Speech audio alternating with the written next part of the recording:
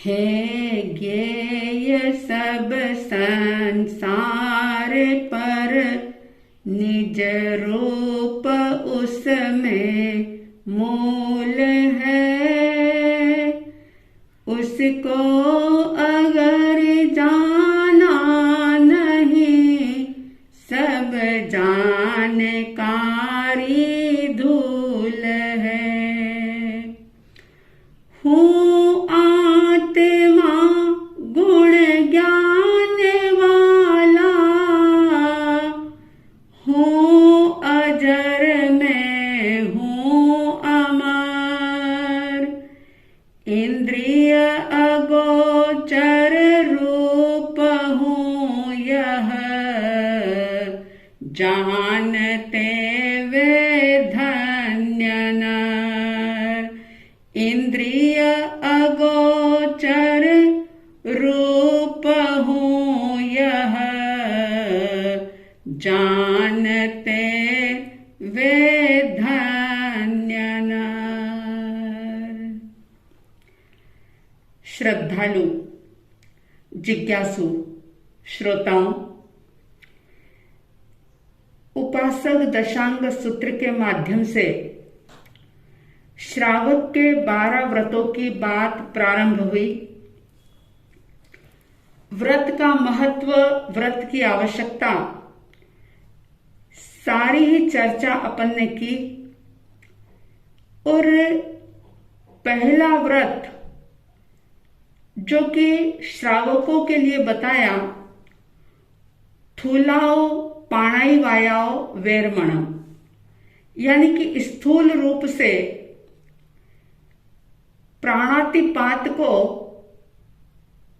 छोड़ना, उससे विरत होना, स्थूल रूप से, सूक्ष्म रूप से नहीं। क्योंकि गृहस्थ पूर्णतया हिंसा का त्याग नहीं कर सकता। हिंसा का मतलब होता है किसी के भी प्राणों को घात करना, प्राणों को खत्म करना, नष्ट करना। और अगर आप बहुत गहराई से विचार करें तो आप पाएंगे कि सारे ही पाप हिंसा में समाये हुए हैं। और इसीलिए सबसे पहला स्थान ये बताया कि प्राणों का अतिपात मत करो। यानी पहला पाप हिंसा का है। जीते हुए चलने फिरने वाले प्राणियों को मार देना, उनकी जान ले लेना, चाहे फिर मन से भी क्यों ना हो, वो भी एक प्रकार की हिंसा है। भीतर में जब व्यक्ति के बहुत ज्यादा क्रूरता होती है, क्योंकि जहां दया होगी वहां हिंसा नहीं होगी, लेकिन जहां क्रूरता होगी तो उसके भाव जो हैं वो शुद्ध नहीं रह पाएंगे। क्रूरता की वजह से वो दूसरों को नष्ट करने की, उसको खत्म करने की कोशिश करेगा और किसी को मारेगा, किसी को पीटेगा, किसी जीव को सताएगा, और ये सारा हिंसा के पाप में आएगा। जैसा कि मैंने बताया कि हिंसा को जो है प्राणातिपात भी कहा गया है, यानी कि प्राणों का अतिपात कर देना। अतिपात का मतलब होता है नष्ट कर देना, खत्म कर देना। और प्राण आप समझते हैं कि प्राण का मतलब होता है जीवन की शक्ति, क्योंकि आत्मा जो है वो दिखाई नहीं देती। चेतना अमूर्त है, दिखती नहीं। अगर दिखता है तो शरीर, यानी कि शरीर के माध्यम से जो जीवन है वही दिखाई देता है। अब जीवन की शक्ति यानी कि प्राण जो होते हैं, जब आत्मा उन प्राणों को प्राप्त करती है तो समझो कि जीवन को प्राप्त करती है। जब प्राण मिलते हैं तो जीवन प्राप्त होता है, और वे प्राण नष्ट हो जाते हैं, खत्म हो जाते हैं, तो मरण की स्थिति आ जाती है, मृत्यु हो जाती है। तो ये व्यक्ति जिंदा है या मरा हुआ है, इसकी पहचान प्राणों के द्वारा ही की जा सकती है। और बोलचाल में भी व्यक्ति कहता है कि अमुक जीव के प्राण निकल गए। प्राण निकल गए का मतलब ये हो गया कि प्राण खत्म हो गए, इसलिए शरीर और आत्मा का जो एक संयोग था वो छूट गया, जीवन की शक्ति खत्म हो गई, जीवन खत्म हो गया, मृत्यु हो गई। वैसे तो शायद आप सभी जानते होंगे कि प्राण 10 प्रकार के होते हैं और उसमें भी सभी जीवों की अपनी अपनी पुण्यवानी के आधार पर, अपनी अपनी योग्यता के आधार पर अलग अलग प्रकार से प्राण मिलते हैं। यानी कि सारे जीवों के पास 10 प्राण नहीं होते, मूल रूप में मुख्य रूप से 10 प्राण होते हैं। जैसे श्रोतेंद्रिय बल प्राण, श्रोत यानी कान, कान की जो शक्ति मिली है सुनने की, ये भी एक प्रकार का प्राण है। चक्षु इंद्रिय बल प्राण का मतलब होता है कि देखने की जो ताकत है, जो शक्ति है, वो चक्षु इंद्रिय बल प्राण, बल यानी शक्ति। इसी तरह से घ्राण इंद्रिय बल प्राण यानी कि नाक की शक्ति। रसने इंद्रिय बल प्राण का मतलब होता है कि जीव की शक्ति, स्वाद लेने की शक्ति। स्पर्श इंद्रिय बल प्राण यानी कि जो हमारा ये जो शरीर है, जो त्वचा है, जो चमड़ी है, उसकी जो शक्ति है उसे स्पर्श इंद्रिय बल प्राण कहा जाता है। इसी तरह से मन बल प्राण यानी कि मन की शक्ति मिलना, सोचने विचारने की बुद्धि मिलना, ये मन बल प्राण। बोलने की ताकत मिलना, क्योंकि जीव तो बेंद्रीय अवस्था में मिल जाती है लेकिन बोलने की शक्ति नहीं मिल पाती, तो वचन का पावर मिलना, ये वचन बल प्राण। काया की शक्ति मिलना, शरीर की ताकत मिलना, ये काया की शक्ति, जो काया बल प्राण। और इसी तरह से श्वास लेना और छोड़ना, इसको कहते हैं श्वासोच्छ्वास बल प्राण। और अंतिम 10वां जो होता है वो होता है आयुष्य बल प्राण। अब अगर कोई व्यक्ति ये कहे कि मैं हिंसा तो नहीं करता, मैं किसी जीव को मारता नहीं, लेकिन चाहे घर में रहने वाले कोई पशु हो, जानवर हो, या कोई नौकर चाकर हो, या बच्चे ही क्यों न हो, अगर किसी तरह से उनके कानों को खींचा जाए, उनको इस प्रकार से चोट पहुंचाई जाए कि जिससे उनके कानों की जो शक्ति है, जो श्रोतेंद्रिय बल प्राण है, वो डैमेज होता हो, तो ये श्रोतेंद्रिय बल प्राण की हिंसा करना कहा जाता है। जैसे कई बार लोग गुस्से में जब आते हैं तो इतना जोर जोर से रोते हैं, चीखते हैं, चिल्लाते हैं, और उनके चीखने चिल्लाने से, जोर जोर से रोने से अगर किसी भी प्राणी को दिक्कत होती है, परेशानी होती है, उसके कान की पीड़ा अगर बढ़ती है, तो जाने अनजाने वो रोने चिल्लाने वाला व्यक्ति जो है वो श्रोतेंद्रिय बल प्राण की हिंसा कर रहा है।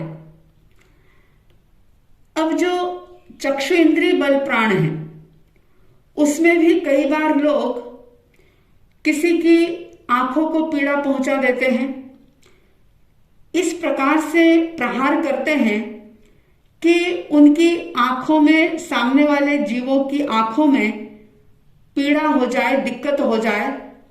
और कई बार लोग इतने निर्दयी हो जाते हैं कि जानवरों की आंखों में, मनुष्यों के बच्चों की आंखों में भी मिर्च डाल देते हैं, उन्हें तड़पाते हैं। चाहे वो मरते नहीं, लेकिन फिर भी ये चक्षु इंद्रिय बल प्राण को एक प्रकार की हानि पहुंचाना यानी हिंसा करना है। इसी तरह से किसी को जोरदार ऐसा थप्पड़ मारना, इस प्रकार से मारना कि उसकी नाक में पीड़ा हो जाए, तो ये घ्राणेन्द्रिय बल प्राण की हिंसा करना है। और चखने की शक्ति जो मिली है जीभ, उसको किसी भी प्रकार से घात करना, ये रसनेन्द्रिय बल प्राण की हिंसा है। गुस्से में आकर के किसी की जुबान काट लेना या बहुत ज्यादा तीखा या बहुत ज्यादा नमकीन भोजन किसी को क्रूरता की वजह से करा देना, खिला देना, ये उसकी रसनेन्द्रिय बल प्राण की हिंसा करना है। और इसी तरह से स्पर्श की जो शक्ति मिली है, उस शक्ति को यानी कि उन प्राणों की हिंसा करना, ये भी बहुत बड़ी हिंसा है। जैसे कई बार आप देखते हैं कि कुछ नादान अनजान लोग जो धर्म के नजदीक नहीं होते, जिनको अच्छे संस्कार नहीं मिलते, वे अपने घर में रहने वाले छोटे छोटे जो नौकर चाकर बच्चे होते हैं, उनको बहुत क्रूरता के साथ दंड देते हैं। अगर उनकी कोई गलती हो जाती है तो वे बहुत ज्यादा गुस्से में आकर के उनको गरम गरम प्रेस से दाग धब्बे कर देते हैं, पीड़ा देते हैं, थप्पड़ मारते हैं, उनको चिमटी ले लेते हैं, यानी कि उनके शरीर को जख्मी करते हैं। तो इस प्रकार से ये स्पर्श इंद्रिय बल प्राण की हिंसा करना हो गया। अब व्यक्ति ये सोचे कि मैंने किसी के प्राण नहीं लिए, मैं तो अहिंसक हूं, लेकिन अगर वो ऐसा कोई भी कार्य कर रहा है तो वो हिंसा कर रहा है। इसके लिए बहुत सावधान रहने की आवश्यकता है और विशेष रूप से सावधानी रखनी होगी, मन की शक्ति किसी की नष्ट ना हो। हम ऐसा कोई व्यवहार ना करें, ऐसी कोई बात ना करें कि जिससे किसी के मन को चोट पहुंचे। किसी व्यक्ति के भीतर में बहुत अच्छी समझ है, विचार करने की शक्ति है, तो अपने भय से यानी कि भय के कारण या क्रूरता के कारण या जेलेसी ईर्ष्या के कारण से उनकी उस शक्ति को दबाने का प्रयास करना या उनको किसी प्रकार से मेंटली टॉर्चर करना, उनकी उस बुद्धि का यानी कि उसका सदुपयोग ना होने देना, विकसित नहीं होने देना, इस प्रकार से करना, ये मन बल प्राण की हिंसा करना होता है। अगर किसी को बहुत अच्छा बोलने की शक्ति मिली है और उनकी उस शक्ति को दबाने की कोशिश करना, उसको खत्म करने का प्रयास करना या अपने अंदर इतना ईगो रखना कि मेरे सामने कोई कुछ बोल नहीं सकता, अगर ऐसी भावना से किसी के बोलने की शक्ति को दबाने का प्रयास किया तो ये वचन बल प्राण की हिंसा होगी। और इसी तरह से किसी के भी शरीर की शक्ति को कमजोर करना, उसको खत्म कर देना, ये जो है वो काय बल प्राण की हिंसा है।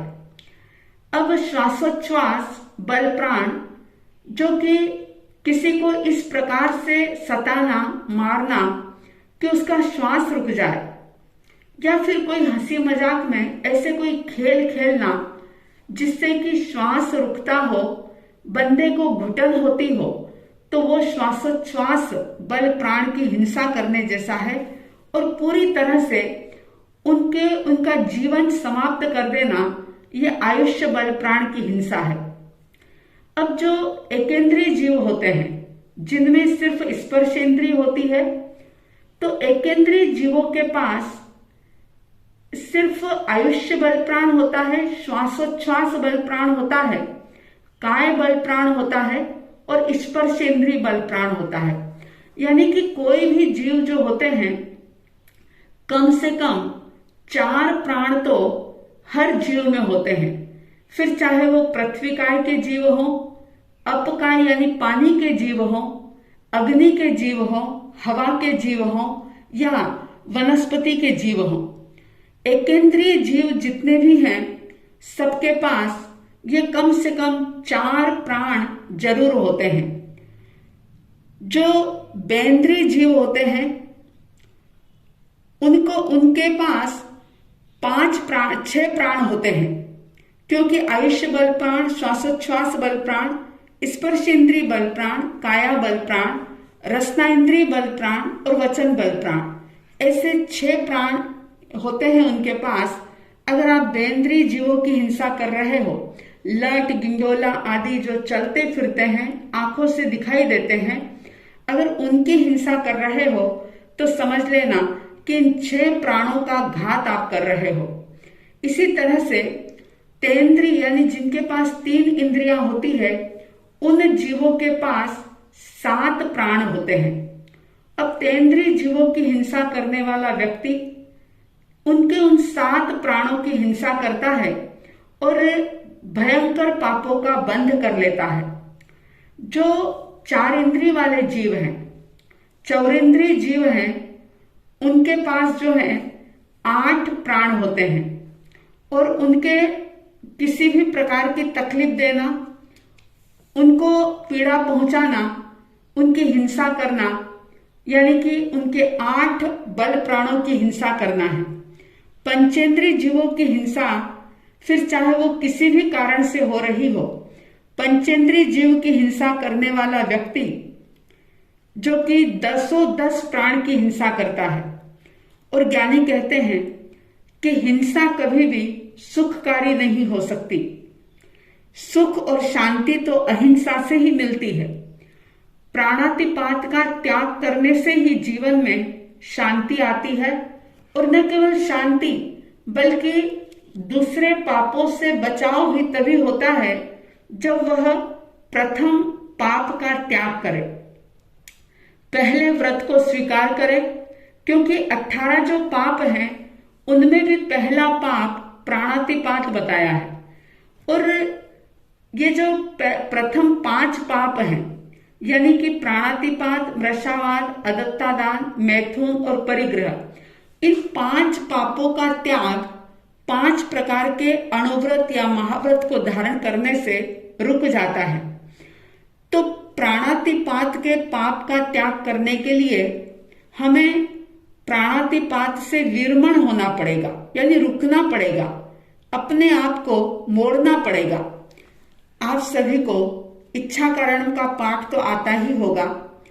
इच्छा कारणम का पाठ जो है, जिसमें कि एक प्रकार से हिंसा का जो पाप होता है वो कितने प्रकार से आप करते हैं उसके बारे में बड़ा ही सुंदर विवेचन किया गया है। इच्छा कारणम तो आप रोज ही बोलते हैं, लेकिन जो उसके अंदर विराधना के प्रकार बताए हैं, कभी उन पर आपने ध्यान दिया हो तो कहते हैं अभिहया, 10 प्रकार की जो विराधना होती है उसमें, यानी 10 प्रकार की हिंसा में पहली जो हिंसा है वो है अभिहया। अभिहया का मतलब कि जो भी सामने आ रहे हैं जीव, एकेंद्रीय से लेकर पंचेंद्रीय तक, जो भी जीव सामने हो या सम्मुख आते हुए हो, क्योंकि एकेंद्रीय जीव तो मुंह नहीं कर सकते, चल नहीं सकते, लेकिन एकेंद्रीय के अलावा जो भी हमारे सामने से आ रहा हो, तो अपने आप को बचाने के लिए या अपनी सुरक्षा करने के लिए, अपने परिवार को बचाने के लिए या अपना कोई सामान बचाने के लिए उन सामने से आने वाले जीवों को मार डालना, उनकी घात कर देना, ये अभिहया के रूप में हिंसा होती है। फिर दूसरा जो है हिंसा का प्रकार वो होता है वत्तिया। वत्तिया का मतलब होता है कि कोई भी जीव जिनके ऊपर धूल आदि डाल दी हो। कई बार नादानी में जब ज्ञान नहीं होता, बोध नहीं होता, संस्कार नहीं होते, तो डर के कारण से या कौतूहल के कारण से या हंसी मजाक करते हुए, खेलते हुए कई बार जीवों पर मिट्टी डाल दी जाती है, उनको पकड़ करके उछाल दिया जाता है या फिर और किसी चीज से उनको ढक दिया जाता है। जब ऐसा करते हैं तो वे बेचारे घबराते हैं और घबराहट में कई बार उनके प्राण निकल जाते हैं। तो ये दूसरे प्रकार की हिंसा, यानी 10 प्रकार जो हिंसा के बताए हैं वो है अविहयावत्तिया लेसिया। लेसिया का मतलब होता है कि जमीन पर जो भी जीव दिखते हैं उनको किसी भी चीज से, हाथ से, पैर से, झाड़ू से, लकड़ी से, किसी भी चीज से मसल देना, रगड़ देना, यह भी बहुत बड़ी हिंसा है। फिर बताते हैं संघाइया, यानी कि जीवों को आपस में लड़वाना, टकराना, यानी कि उनको इकट्ठे करके पीड़ित करना, कष्ट देना, एक दूसरे के साथ उनको धक्का मुक्की करके, यानी कि इस प्रकार से उनको पीड़ा देना, मारना। फिर आता है संघट्टिया, यानी कि कोई भी प्राणी हो उसको छू करके, यानी उसको पकड़ करके, चाहे फिर उसका हाथ हो, पैर हो या और किसी चीज से, या तो हाथ पैर पकड़ करके उसको मारना या लकड़ी आदि से उसका स्पर्श करके उसको कष्ट देना, मारना, ये संघट्टिया हिंसा के अंतर्गत आता है। फिर पर्याविया, पर्याविया का मतलब होता है कि बहुत परितापित करना, यानी कि इतनी क्रूरता आ जाना, ऐसा बदले का भाव भीतर में आ जाना कि निर्दयता के साथ उन जीवों के अंग या उपांग को पीड़ित कर देना, अलग कर देना, बहुत ज्यादा उनको डैमेज कर देना, ये भी एक प्रकार की बहुत बड़ी हिंसा होती है। फिर है किलामिया। किलामिया का मतलब होता है कि उनको इतना पीटना, इतना कष्ट देना कि वे बेचारे अधमरे से हो जाएं, मानसिक रूप से कष्ट देना, मेंटली टॉर्चर करना, ये भी हिंसा के अंतर्गत आता है। उद्दविया का मतलब होता है कि शस्त्र आदि दिखा करके उनको डराना, धमकाना, जैसे कोई चाकू दिखाता है, कोई बंदूक दिखाता है, पिस्टल दिखाता है, तो इस प्रकार से दिखा करके किसी को भी डराना, धमकाना, ये भी एक प्रकार की हिंसा है। ठाणाओ ठाणम, यानी कि एक स्थान से दूसरे स्थान पर उनको पटक देना, फेंक देना, ये बहुत बड़ी हिंसा है। और ऐसी हिंसा करने वाला व्यक्ति कभी भी सुख को प्राप्त नहीं कर सकता। और जीवियाओ ववरुविया, यानी कि जीवन से रहित कर देना, पूरी तरह से उनको मार डालना, ये हिंसा के अंतर्गत आता है। अब देखिए, जो 10 प्रकार की हिंसा है, व्यक्ति क्रूरता के कारण से, अज्ञान के कारण से कहीं पर भी किसी भी प्रकार की हिंसा कर सकता है। लेकिन हम जो पहले व्रत की बात कर रहे हैं उसमें श्रावक के लिए एक सुविधा दी है, क्योंकि जैसा कि मैंने पहले भी बताया था कि आगार धर्म और अणगार धर्म, आगार धर्म में बहुत सारी छूट होती है।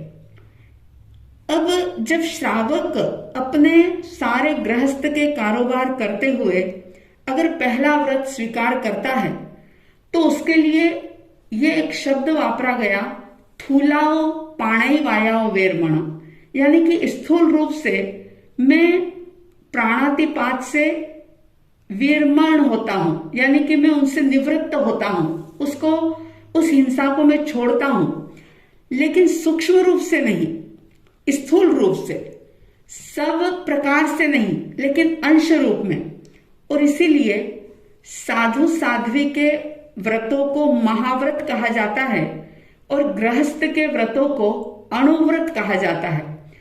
अणु का मतलब होता है छोटा, यानी छोटे रूप में नियम को स्वीकार करना। अब श्रावक के लिए यह नियम है कि जो एकेंद्रीय जीव है जिसमें 4 प्राण होते हैं, उन एकेंद्रीय जीवों की हिंसा का वो त्याग नहीं कर सकता, क्योंकि उसे गृहस्थ के सारे कार्य करने हैं। खाना बनाना भी है, खिलाना भी है। अब खाना बनाना है तो कमाना भी है, सभी प्रकार का आरंभ समारंभ करना है।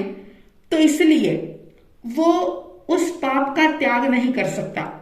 इसका मतलब ये नहीं कि एकेंद्रीय जीवों की हिंसा नहीं होती, ऐसा बिल्कुल भी नहीं है। हिंसा तो हिंसा है, लेकिन फिर भी गृहस्थ मजबूरीवश एकेंद्रीय जीवों की हिंसा से बच नहीं सकता। बचने की कोशिश कर सकता है, लेकिन पूर्णतया वो बच नहीं सकता। इसलिए इस प्रकार का व्रत ग्रहण करता है कि जो स्थूल जीव है, बेंद्री, तेंद्री, चौरेंद्री, पंचेंद्री आदि जो जीव हैं, जिन्हें मैं अपनी आंखों से देख सकता हूं, जो चलने फिरने वाले जीव हैं, उनको मैं संकल्प बुद्धि के साथ नहीं मारूंगा। अनजाने में बचाने की कोशिश में भी अगर किसी की हिंसा हो जाती है तो उसका श्रावक को आगार होता है। तो इस प्रकार का नियम लेना कि जानबूझकर संकल्प के साथ मारने की बुद्धि से मैं ऐसे चलते फिरते जो मुझे दिखाई देते हैं, जिनको मैं देख सकता हूं, ऐसे जीवों की हिंसा नहीं करूंगा। बस अगर इतना नियम व्यक्ति लेता है तो भी ज्ञानी कहते हैं कि उसका बहुत सारा पाप जो है वो खत्म हो जाता है, नष्ट हो जाता है, और बिल्कुल थोड़े से पाप का ही वो हिस्सेदार बनता है। यानी कि यूं समझो कि समंदर सूख गया और एक लोटे जितना जल रह गया, यानी कि समंदर जितना पाप उससे बच जाता है वो व्यक्ति जो श्रावक के व्रत ग्रहण करता है, और बिल्कुल थोड़ा सा पाप उसके जीवन में रहता है। धीरे धीरे विवेक को वो इतना बढ़ाता है कि उसका ये जो पाप है वो पूरी तरह से नष्ट कर सकता है, बच सकता है उससे और आगे बढ़ सकता है। तो अभिप्राय ये है कि अगर आप महाव्रत नहीं ले सकते तो कम से कम अणुव्रत लेने का जरूर प्रयास करें, संकल्प करें।